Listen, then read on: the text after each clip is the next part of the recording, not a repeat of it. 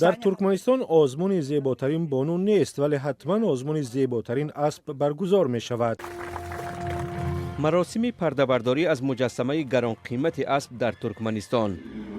اینجا در اشقاباد، پایتخت ترکمنستان، آزمون زیباترین اسب را برگزار کردند.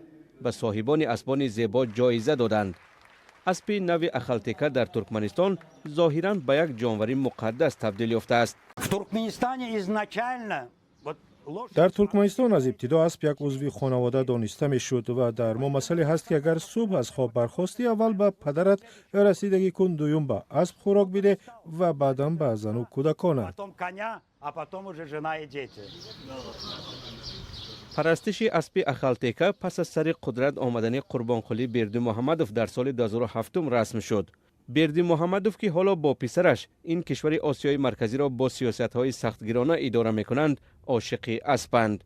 در هر گوشه و کنار ترکمنستان تصویر یا مجسمه از اسب را دیدن ممکن است. شما ظاهرا دیدید که پرچم ما با قالین ترکمنی آرا یافته است، ولی در نشان ما عکسی اسب هست. در مرکز ترکمنستان پیکره 43 متری طلایی بنیاد شده است که بالای آن قربانقلی بردیمحمدوف سوار اسب اخالتکا تصویر یافته است. این مجسمه با دستور خود بردیمحمدوف در سال 2023 ساخته شد. بردیمحمدوف درباره اسب چندین کتاب نوشته، حتی در مورد اسب دوست داشته‌اش ریپ هم خوانده است. اخالتکین را در ترکمنستان اسب نادری می‌دانند که سرشمارش از 4 تا 7 هزار مانده است.